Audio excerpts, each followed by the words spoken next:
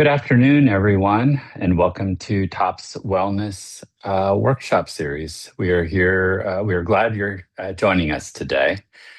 My name is John Mullenix. I serve as the Program Director of Intake, Volunteers, and Counseling Programs here at Tuscaloosa's One Place. I'm also a licensed professional counselor in the state of Alabama. I will be serving as today's moderator, helping introduce the workshop, guide our Q&A at the end, and close us out. These workshops are designed to provide education, encouragement, and practical tools related to mental health, wellness, relationships, stress, coping, and everyday life challenges. Our goal is to make mental health information accessible, reduce stigma, and help individuals and families feel more informed and supported. The series is currently being offered weekly as we continue to grow and refine the program. Today's topic is crisis recognition and response. This is an important topic because many people want to help during a crisis, but may not know what signs to look for and how to help. Today's workshop will focus on recognizing warning signs, understanding when a situation may need additional support, and learning practical steps for responding in a calm, supportive, and appropriate way. A few quick notes before we begin. Viewers will remain anonymous to other participants during the webinar. Your face and name will not be made public to other viewers, and we ask everyone to respect the privacy of those participating. You're welcome to submit questions during the presentation using the Zoom Q&A feature at the bottom of your screen. We will hold those questions until the end and answer as many as we can during our wrap-up Q&A.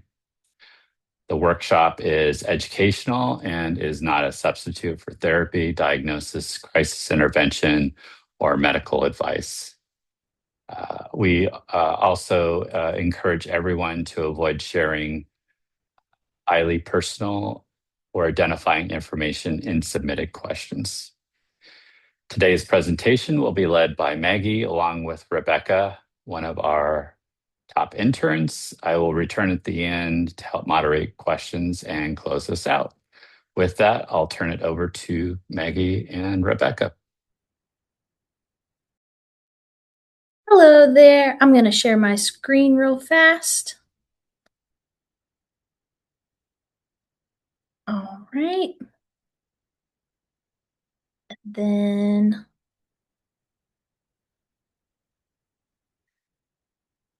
loading.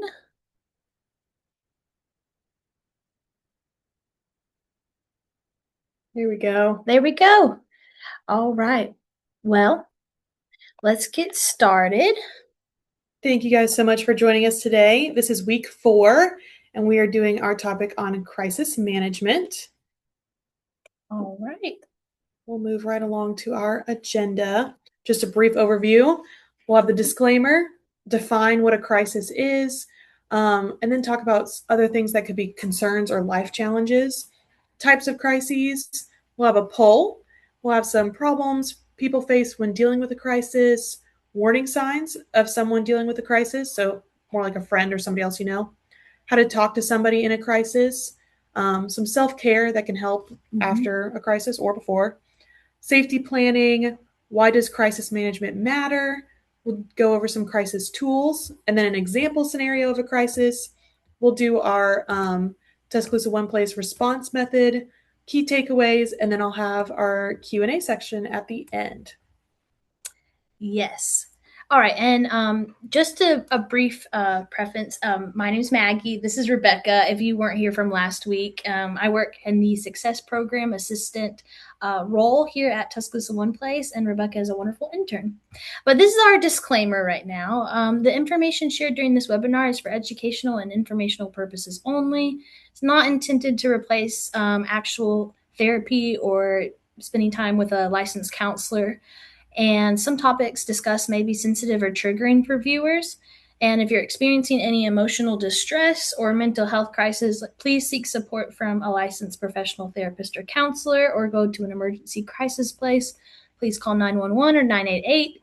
But this is just all psychoeducation material and just some good discussions and topics to talk about.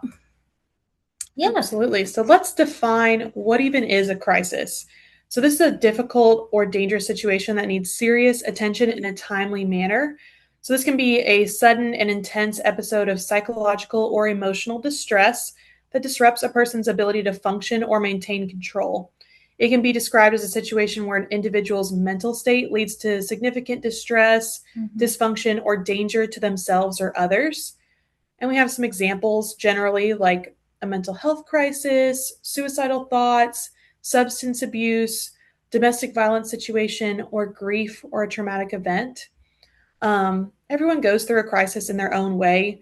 What one person can handle might feel overwhelming to someone else, and depending on their background, support, and coping skills. There's no single correct way to handle a crisis. That's why it's important to treat people with empathy, patience, and understanding.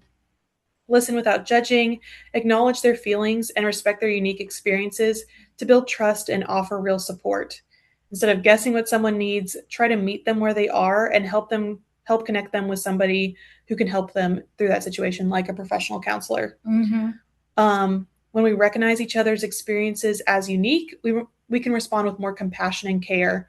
So it's important to remember that everyone's reacting to their crisis in a different way, and there may be multiple crises in one person's life, which may lead to one situation that wouldn't be too bad to actually be a real crisis just due to the things building up in the background. Yeah, and something too is like you might not even realize you're in a crisis. That's Right. something that I realized when doing some research on this is like some people or you might have gone through something in your life and you look back on and you realize now like, oh, I was in a crisis and things like that. But very well put, Rebecca. So this is the next slide, and so we just learned about like what a crisis is and the definition of a crisis. But let's talk a little bit about how to distinguish between a crisis, a concern, or a life challenge. So a crisis, or just dealing with mental health in general, or a stressful life challenge. So this framework is adapted from the principles of crisis intervention and mental health triage described by Sam SAMHSA in the 988 Suicide Crisis Line. This is where I got the information from. But so a crisis, like Rebecca said, is safety is at immediate risk, or the person is unable to cope or function safely. So, a crisis, some examples of this might be a person experiencing a panic attack that becomes so severe they cannot breathe normally, think clearly, or keep themselves safe. Someone hearing voices telling them to hurt somebody else, any homicidal or suicidal ideation. Or a person who has experienced like an actual traumatic event, like a natural disaster, or something that couldn't have been prevented in prior, like a car wreck or something like that. But now let's talk about declining mental health, because in a crisis, you are dealing with these things you cannot control, and it can have a lot of mental health effects on the person. But how does one distinguish whether or not they're dealing with mental health problems and from the crisis, or if it's just declining mental health in general? So, emotional distress is affecting daily life, but there's no immediate danger. I think that's probably the biggest point to take away is there's no immediate danger to that person right now. So, an example of just someone who's dealing with mental health issues and declining mental health would be an employee experiencing burnout who cries every day after work and has trouble sleeping and no longer enjoys activities that they used to enjoy. A person grieving a loved one, someone might have passed away, and I think grief and somebody passing away there's a line between it being crisis and actually just like declining mental health, because sometimes people pass away from a crisis or something they can't control, but usually the person who is on the opposite end dealing with the grief of someone passing is not in an immediate life or death situation. But What do you have anything to add about like the distinguishing between declining mental health and like an actual crisis, Rebecca? Yeah, I feel like you covered a lot of it. I will just say this is kind of like what we talked about, where some people may experience it as a crisis. It may be the exact same situation, Yeah. but just for whatever reason, maybe background or other supports, somebody is in a crisis and they experience the exact same type of thing as you, but you're just maybe having a declining mental health or a life challenge where you need a little support, but you're not in immediate danger. But like if somebody passes away and it was someone super close to you, very traumatic, and you're having suicidal ideation, this is now moved into a crisis for Yeah. you. But if it's somebody's passed away, but you expected it and you were obviously grieving it, but you weren't having a crisis yourself, and that's just a challenge. You may need professional support, but you may not be in a crisis yourself. Yeah, exactly. And what to piggy off of what you were saying, a response to that would be scheduling a counseling, talking with a trusted person, getting maybe grief therapy. And then the third category is life challenge and problem solving. So stressful situations happen to all of us. And a life challenge would be stressful situations that require practical solutions rather than emergency mental health or physical related things. So, a life challenging example might be a couple arguing frequently about finances and needing communication or budgeting support, a parent feeling overwhelmed while juggling work and dealing with their children or spouse, a recent graduate struggling to find a job and being unemployed for a while. I would say that would just be a life challenge, but I think that could possibly move into a crisis if the person has been without a job for a really, really long time, and now they are not getting the adequate care that they need for their life. But one more scenario and example to kind of distinguish between these three models is we're just going to create a scenario, and this is the one that we have. So, a life challenge would be someone, we're going to say their name is Sarah. Sarah loses her job and worries about paying rent. That's a life challenge. A lot of times that happens to every one of us at least one time in our life. Declining mental health would be weeks later, Sarah becomes increasingly depressed, stops eating regularly, isolates herself, and has difficulty getting out of bed. That would be kind of like what you were describing, like, you know, their mental health is just going downhill, but they're still showing up to work. They're still getting things done that they need to get done. And then that would move into a crisis when Sarah starts to tell her friend that she has a specific either plan or ideation or is thinking about maybe not wanting to be around anymore or ending her life or something like that. That would move into a crisis. And I created this table. So if any of y'all want to take a screenshot of it, sometimes it's easy to have that. All right, and let's talk about some types of crises now that we've talked about kind of what even is a crisis. So you still have another definition there. So it's a grave situation that can result in loss of resources or loss of life, and it needs to be addressed. So some examples are natural disasters, technology disasters, political crises, and there are some that are sudden and uncontrollable and can't plan for them. Yeah. And then there are some that are called a smoldering crisis. So we will give some examples of all of these. Natural disasters are the easiest ones. We had the tornadoes, the April tornadoes here in Tuscaloosa a few years ago, ripped through a bunch of houses. That's 100% a crisis. People lost homes, people lost their lives, people lost jobs. Definitely a crisis.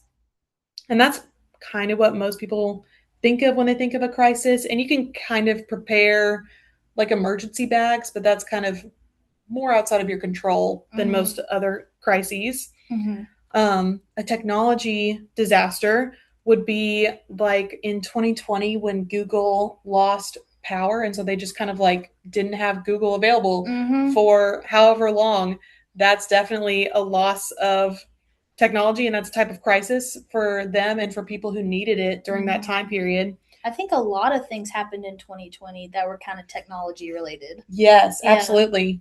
And another example is, you know, those ransomware things that can get a hold of hospitals. And then you have to pay us $10 million or we won't release any of your systems. 100% a crisis, especially for that hospital. And then conflict of interest or political crises. The conflict of interest could be kind of like going on strike. So going back with the hospital, when nurses go on strike, that can create a crisis for the hospital. And Amazon workers too. Sometimes they'll go on strike. Yeah. That's a good one too. Yeah. When people go on strike, even though they're trying to get more rights or something, that does create a crisis for the company and then for the people who are trying to use that company. And then political unrest can definitely be a crisis for people who are in the country where the political unrest is happening. And then sudden uncontrollable crises.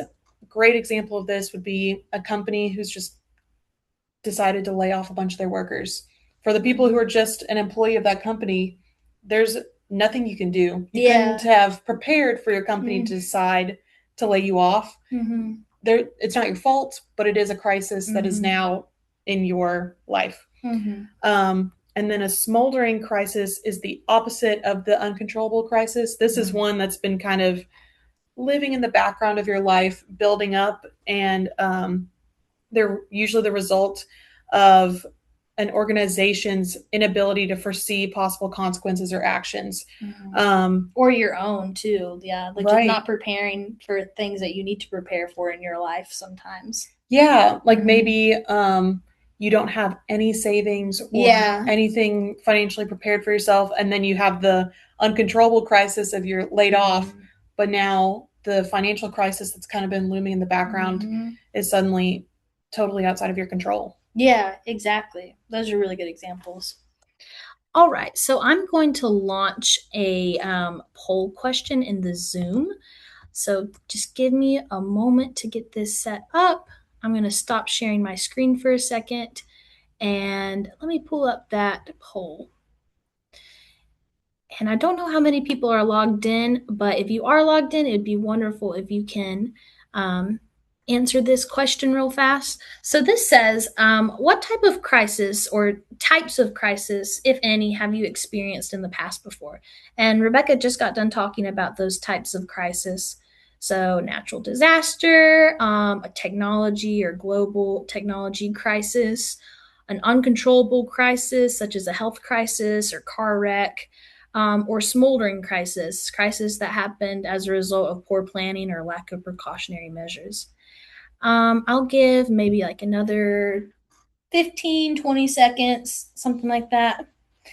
When I was creating this question, I was asking myself, I was like, well, what type of crisis have I been in before in my life?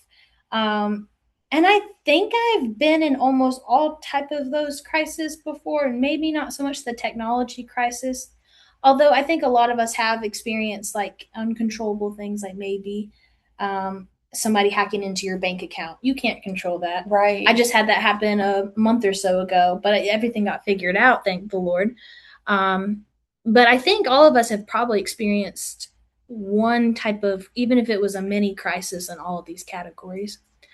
So I'm going to end the poll and then we can see about sharing the results. So it looks like 67% of people said that they had experienced a natural disaster before. 100% have experienced an uncontrollable crisis. And it doesn't look like anybody in the live webinar has dealt with a technology or smoldering crisis. But that's very interesting that like 100% said that they've experienced an uncontrollable crisis. I think that's more common than we realize. Absolutely. But I'm going to share my screen again, and then we can pull up the slides one last time. But I think it's always good just to maybe sometimes ask ourselves, like, am I experiencing a crisis, or looking back and saying, okay, I did experience that thing or crisis that happened in my life, and how did I respond to it? So then how can I give myself some grace too? Yeah. Especially if you were in a time of crisis and you're like, oh, I wish I hadn't done that. Okay, but you're doing the best you could. Exactly. That's a good point. So now let's talk about some problems people face when dealing with a crisis. Mhm. I'll go over some of the social aspects, some of the social problems. So we've got pre-existing, emergency-induced, and humanitarian response-induced. So pre-existing social problems is like poverty and discrimination. Mhm. If you're already experiencing those types of issues before a crisis happens, it's only going to be exacerbated by the crisis. Mhm. I'm thinking specifically like your picture where it's like there's a natural disaster and you're displaced from your home. You may not have the insurance that's going to cover a new home in the future. You may not have the means to be able to travel outside of the place the natural disaster was going to hit. So you may have known ahead of time, but not been able to do anything about it. Mhm. Like there's a ton of things that can go into that. Yeah. And sometimes the way emergency aid is delivered can unintentionally create additional stress, like crowded shelters, little privacy and separation from family, which that's kind of in the humanitarian response part.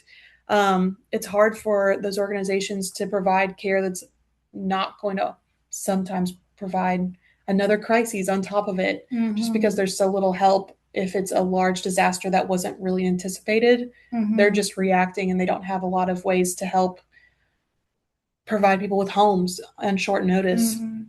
Yeah. And then in an emergency induced situation, you're probably going to be separated from your family, and it may be days before you're reunited with them, or you feel just like a lack of safety in general because you've just experienced this crisis. There's a lot of ways that people are impacted socially by a crisis. And sometimes, like, I've heard from people in the past too that, like, the emergency induced and kind of humanitarian response induced, when these like big crises happen, sometimes people cannot get in contact fast with like 911 or police operators and things because they're just so overbooked. Right. I guess like the 2011 tornado, like a lot of people were probably having a hard time getting in contact with those police officers.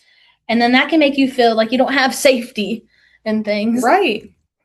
And this is the same type of slide but expanded, but we're going to talk about the mental health side of it because, you know, there's the different type of crisis, but a lot of them are mental health related crisis. So pre-existing, so people who already have a mental health condition such as depression, like generalized anxiety disorder or schizophrenia, or dealing with substance abuse, they're already at a higher risk than somebody who might not be dealing with that in their own life. And so emergency induced would be like people who deal with grief and acute stress reactions.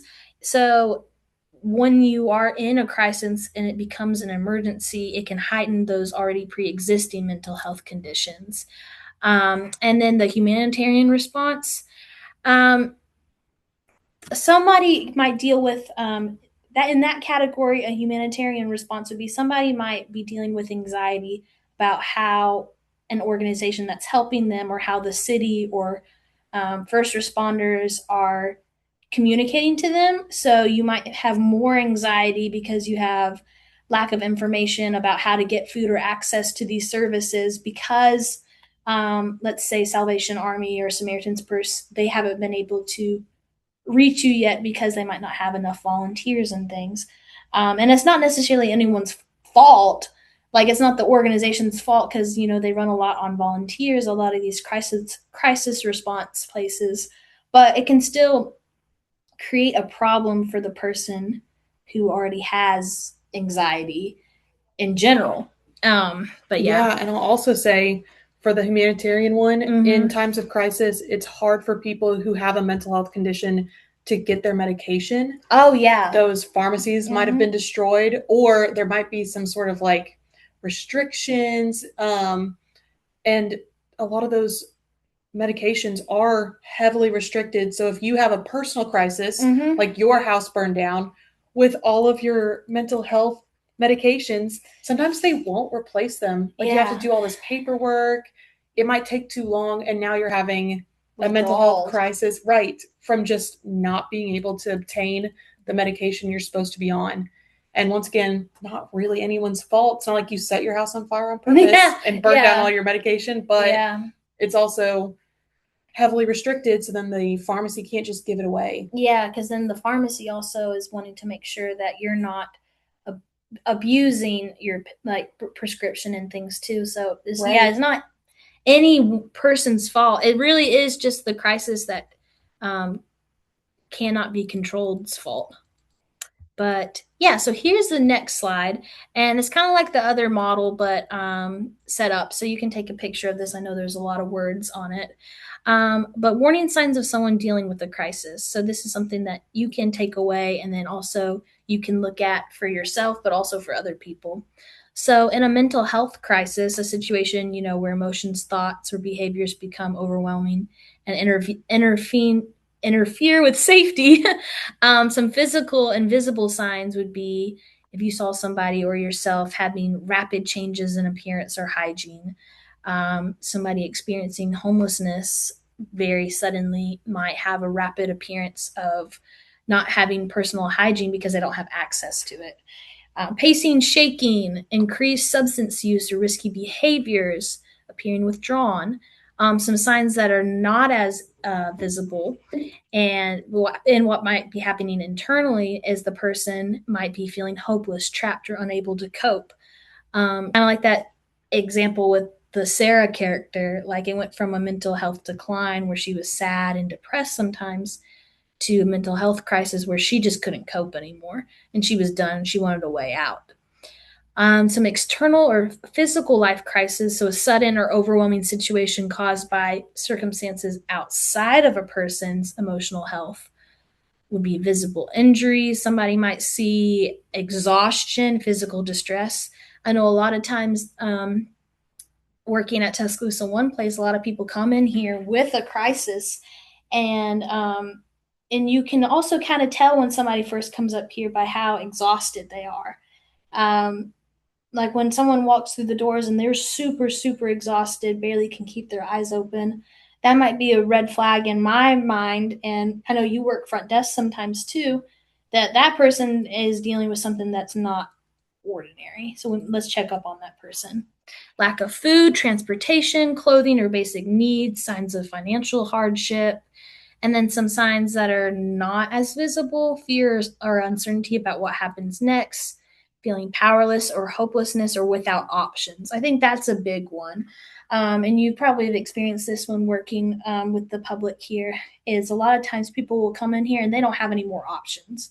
Mm-hmm. They completely ran out of things. And that's a big sign that someone's dealing with more so a crisis than a regular life challenge. But you've seen that, right? Yes, like the vast majority of people want to help themselves and they're doing everything they can. They've tried every other resource, mm-hmm. They've tried friends and family, and maybe the crisis is just too big for other people to help them with. They need an organization, but mm-hmm. absolutely, people come in here all the time where they've done the work, they've done everything right, mm-hmm. and yet they're still here. So definitely having a crisis is not a failure on the part of the person having the crisis. And it's important to know kind of what to look for in your friends and yourself if you're feeling some of these internal things, or if you see these visible signs in other people, to know that that's like a red flag, that they might be needing more help than just a friend. Yeah, definitely. All right. Yeah. But let's talk about how to talk to someone in a crisis. So this, like your friend is going through something and you're seeing some of those red flags we just talked about. What do you even do? What do you say to them? Mm-hmm. Let's say what you do first. Listen without judgment. Mm-hmm. That person has probably already tried a bunch of ways to solve their own problems, mm-hmm. and has not been successful. So it's not helpful to be judgy or critical of them. Mm-hmm. It's important to stay calm because they might be crying or really distressed. Obviously, they're going through a crisis. Mm-hmm. They might be very visibly upset. It's important for you to stay calm and be kind of an anchor for them. Mm-hmm. Validate their feelings.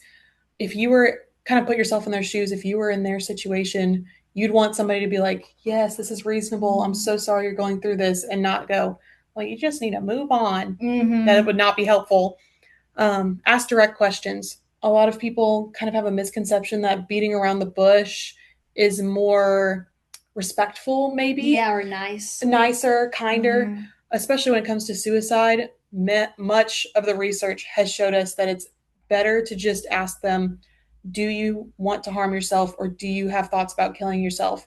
That's not going to put an idea in their head where, oh, well, now that you mention it, I'm going to go try it. Yeah. That's not at all what happens. It's much more helpful to be direct than to kind of ask, oh, are you feeling sad? That doesn't really get us to an answer that tells us what's happening with our friend. Exactly. And then some things also not to do, minimize their feelings. Again, if you were in their situation, you wouldn't want people to be critical or talk down to you.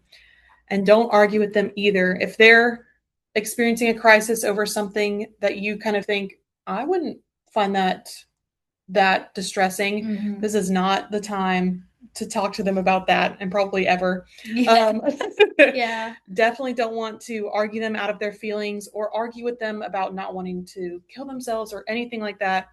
Arguing is not the correct way to communicate with somebody who's distressed. And you also don't want to promise secrecy. Again, kind of going back to the suicide thing specifically, you don't want to say, oh, I'll never tell anyone anything that you tell me, because if they do say something about their own safety or the safety of someone else, if they tell you they know about a child who's being neglected and abused, you don't want to now break trust with them, but you have to, because now you've promised secrecy, but you cannot remain silent if somebody's suffering.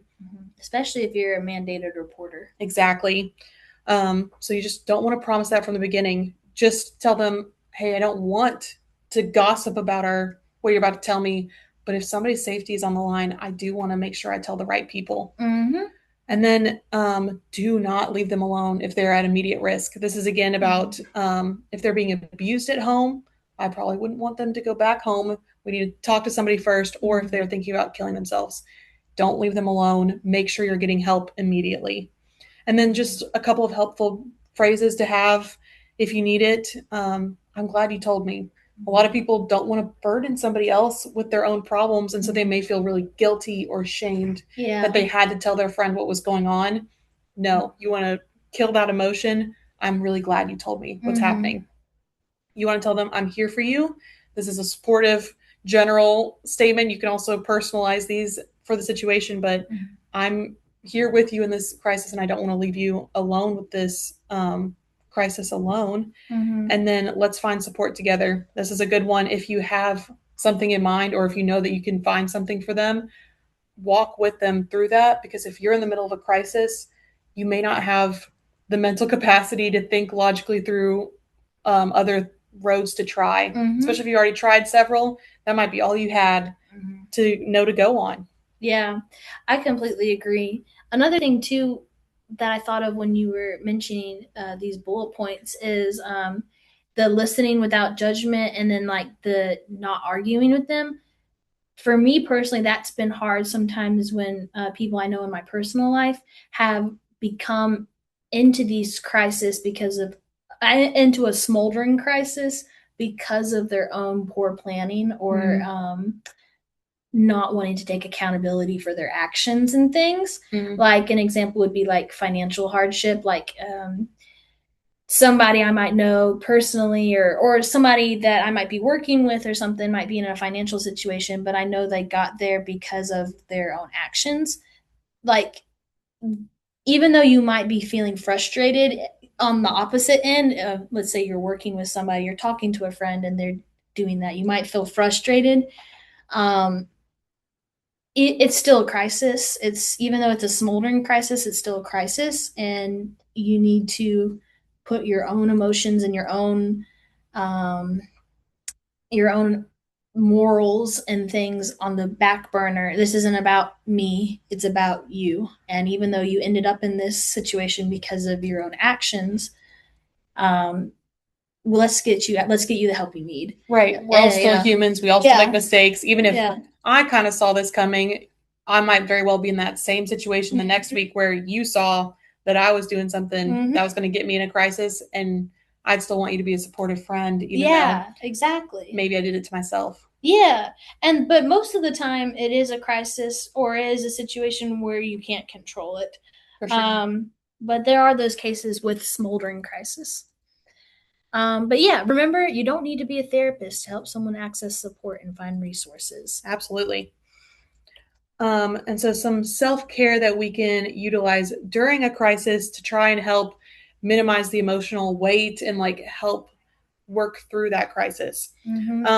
During a crisis, self-care becomes a foundation for resilience. It can help us regulate emotions, maintain perspective, and access the support we needed to move through difficult experiences. And then we've got some examples here. So like radical acceptance of what you cannot control and focus on what you can control.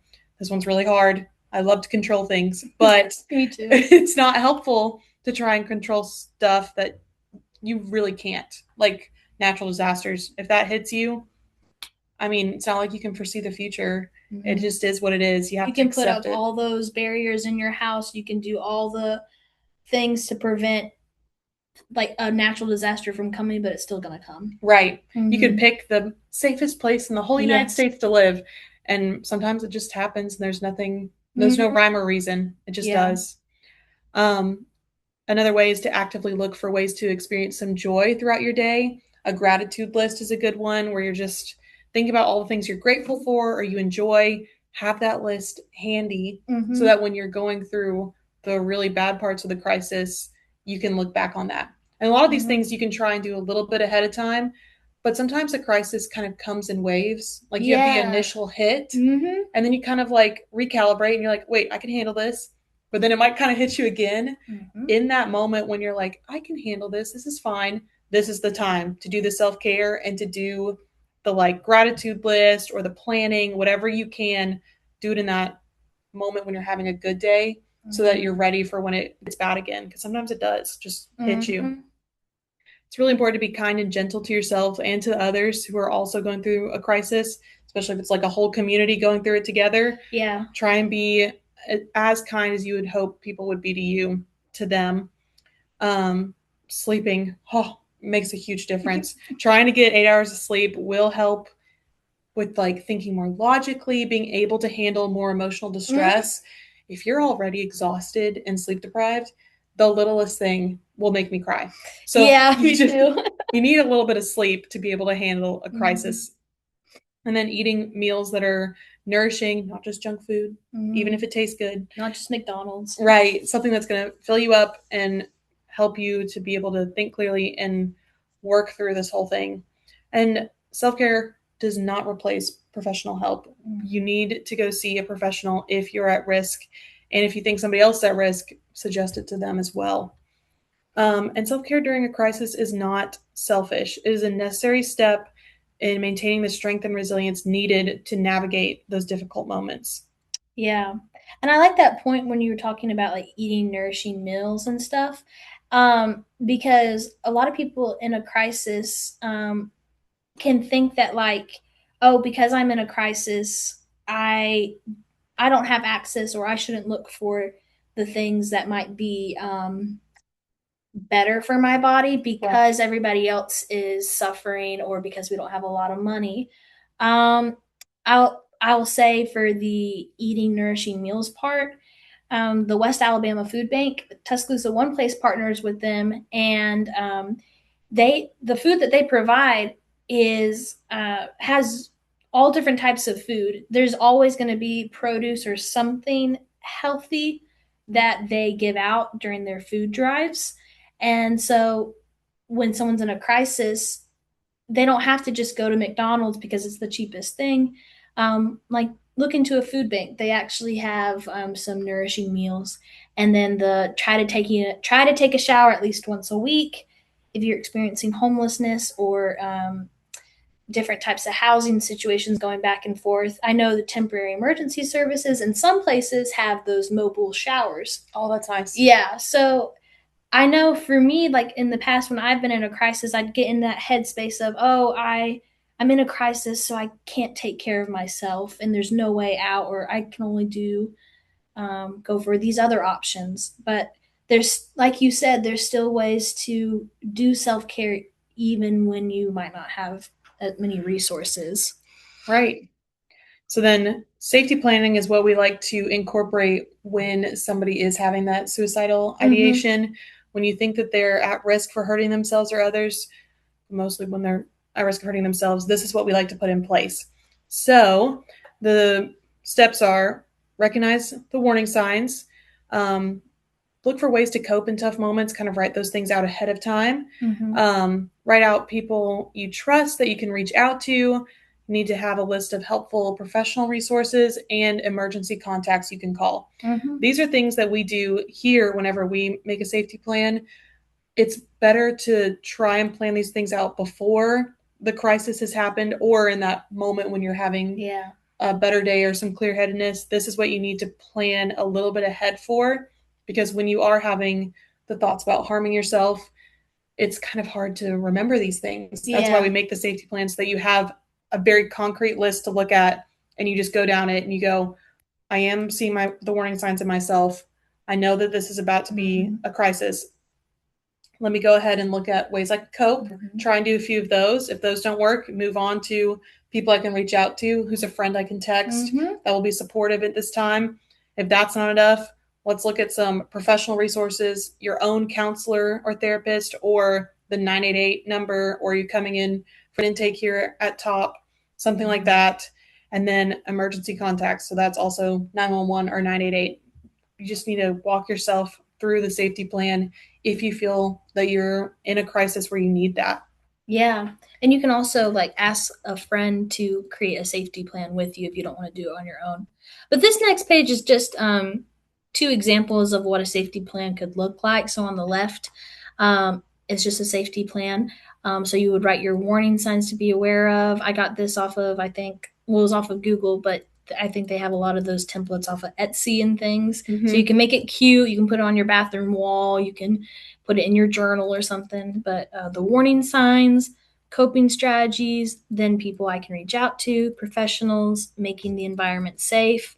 So an example of that would be, let's say that you like to go hunting a lot, or you like to collect. You have a really cool old World War II knife collection.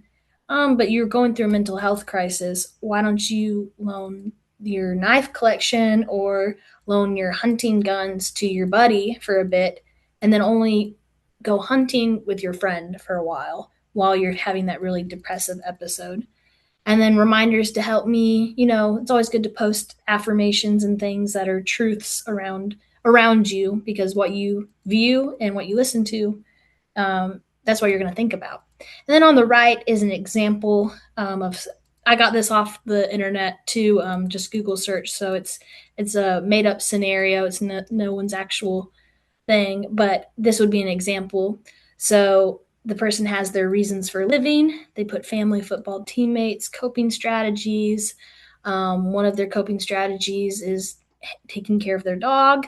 People to reach out to, has 3 people to reach out to, and then their crisis resource numbers. I don't know if that WhatsApp crisis is an actual thing, but that's just an example. And so why does crisis management matter? One of the biggest misconceptions about mental health crises is that they happen suddenly, which we kind of talked about. In some cases, it really builds up over time. That's why recognizing warning signs and connecting someone with support early can make such a significant difference. Crisis services exist to ensure that individuals receive help that matches their level of need, whether that's a conversation with a counselor, a safety plan, or more intensive treatment. And so we have some statistics about it as well. 1 in 5 people who have experienced war or serious conflict in the previous 10 years have depression, anxiety, PTSD, bipolar disorder, or schizophrenia.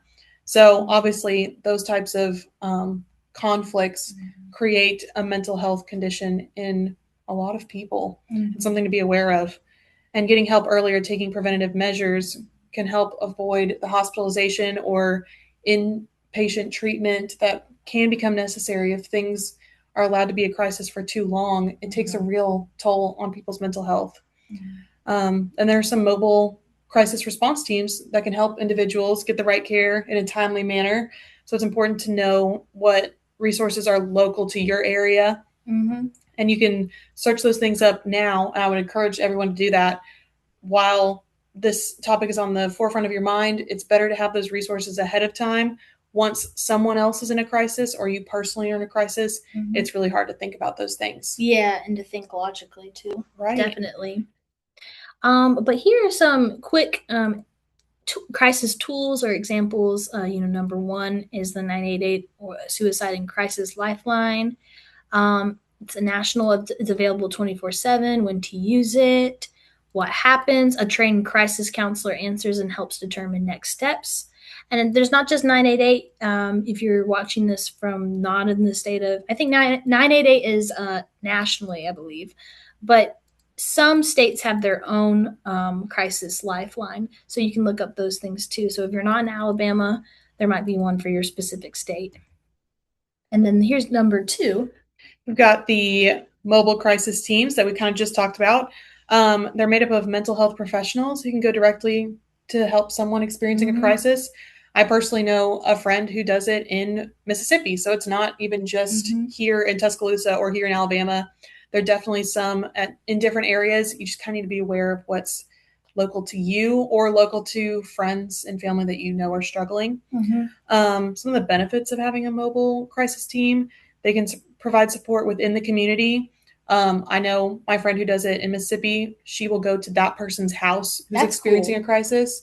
So that's great, because some people who are really in the midst of it are not in the headspace to travel, or maybe they just don't have the ability to travel anyway.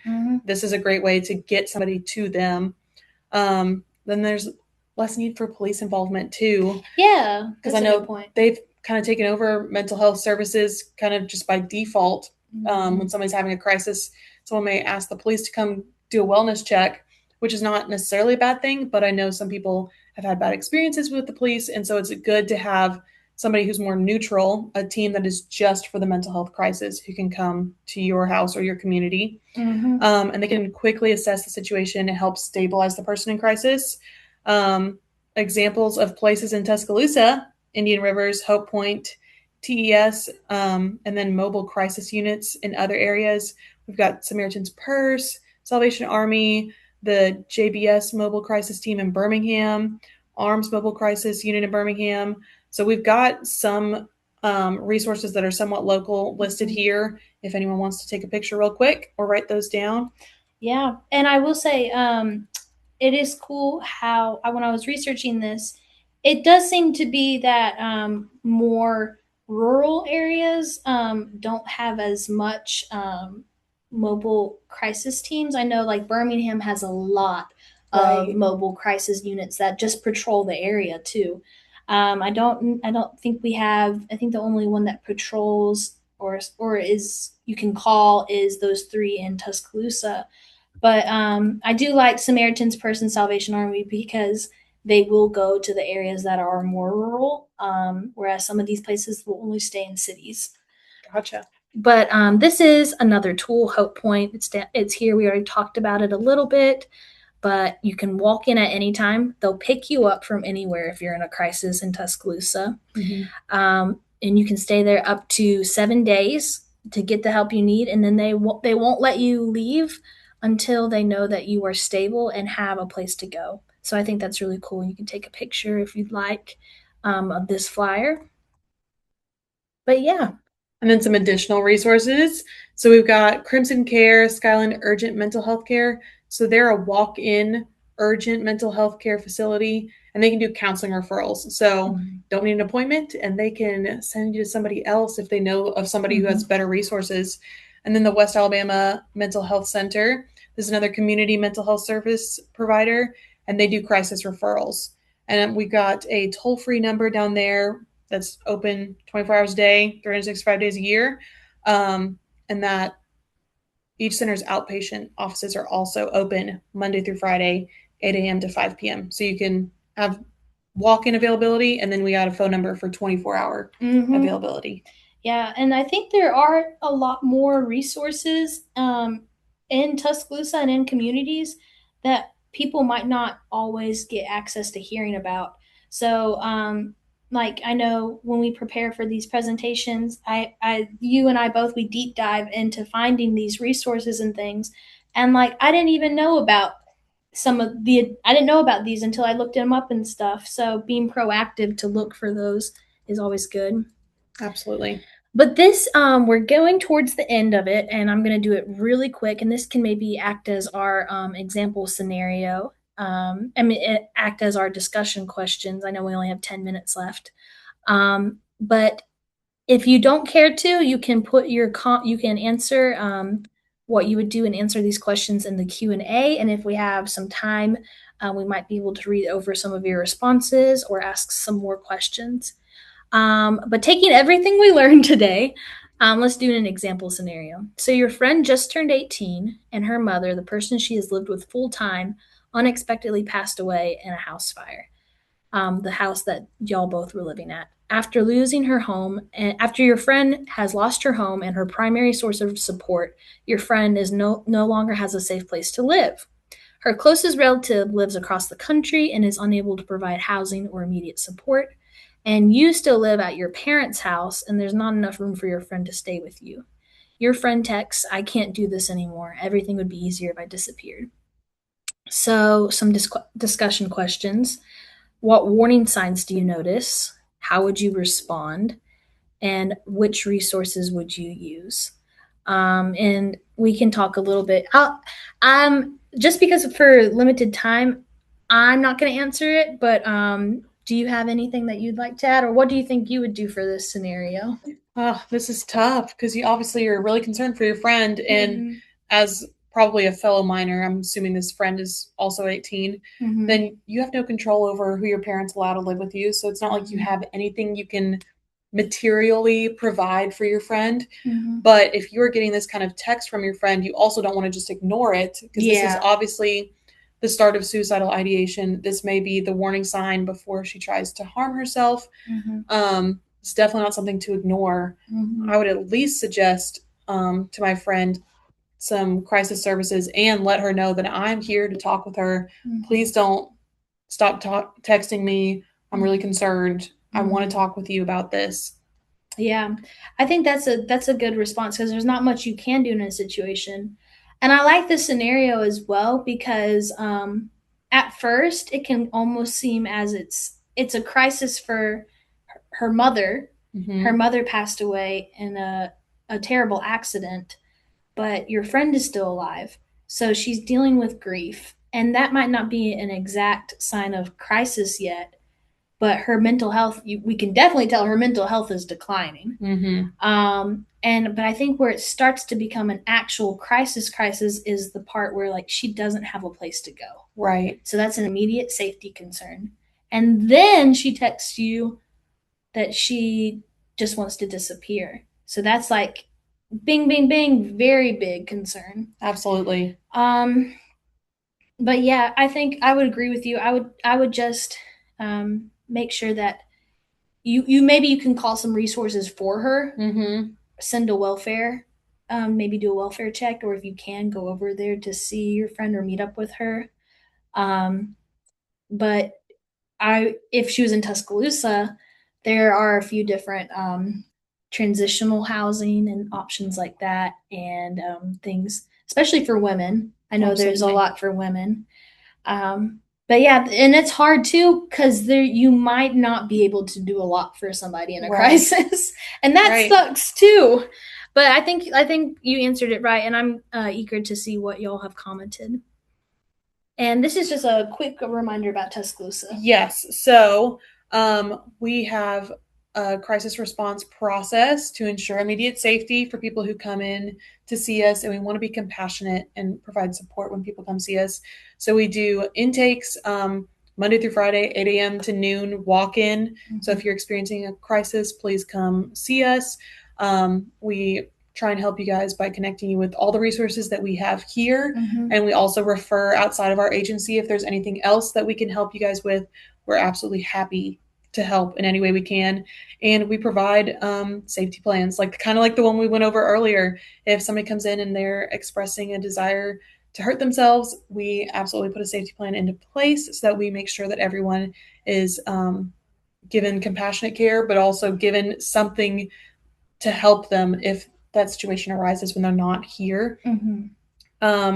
And then we also have counseling services that we provide for free for the community. So if you ever need counseling services for yourself, come in and do an intake, and then we can connect you with a counselor who can talk you through the crises and help process mental health issues, all of that good stuff. We do that here as well. Yeah, definitely. We have an open door policy. But yeah, here are some of our key takeaways. I'll hit the last three. Have empathy and patience with yourself when you're in a crisis. You don't have to solve the crisis, just like with the example scenario. You might not be able to solve the crisis, but you have to, and you don't have to, but it's highly encouraged that you just be that support and help for the person in need, or for yourself. We got questions, answers, and discussion topics. Here are sources, and let me end by sharing my screen. That was awesome. Thanks, Rebecca and Maggie. Great information. I just want to point out that 988 is an excellent resource, not just for individuals who may be suicidal, but anybody in crisis. They not only have the counselors there, it's a nationwide phone line that can also provide local information and resources that they can link an individual to who is in whatever crisis they may be going through. And just to kind of touch on the scenario that y'all had, I think that was a good example. Another thing I like to point out too is a lot of police departments do have officers that are trained in mental health. I know Tuscaloosa PD has that.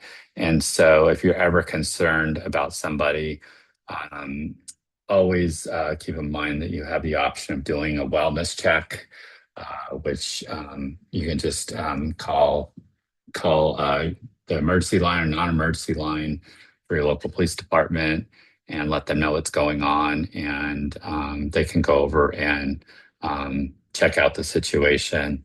And one final thing, I think the most important takeaway that I get from this, there's a lot of great information here, but just being that support for somebody. We're all going through different struggles, may not be in crisis, but we've been there before. I think just having that understanding and knowing people may act certain ways sometimes that we don't like, but they could be going through a crisis on their own, and they don't know how to ask for help.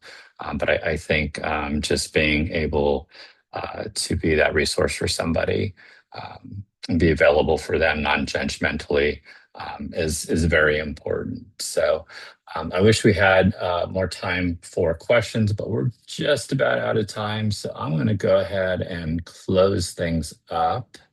So thanks again for everybody joining us. This is, I've got our fourth week, I think, already of doing this. We appreciate your time, your attention, your willingness to have an important conversation about mental health and wellness. So, today we talked about a lot of topics related to crisis and how to navigate a crisis, how to support others. Very important in times like these.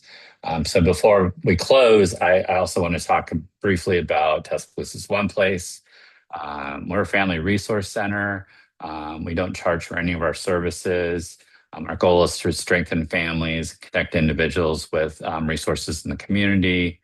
We offer a variety of programs, including parental support, workforce development. We do have counseling related services now. This webinar is part of that.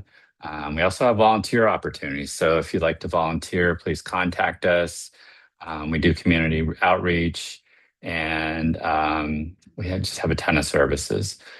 If you or somebody you know could benefit from support, we encourage you to reach out to us and learn more about what we have available. And this webinar is a series. It's going to be weekly. We're going to be doing it weekly as much as we can, year round. We're going to try to have relevant topics based on, the time of year. If you have any requests, please send them to us as far as topics that you may want to learn more about.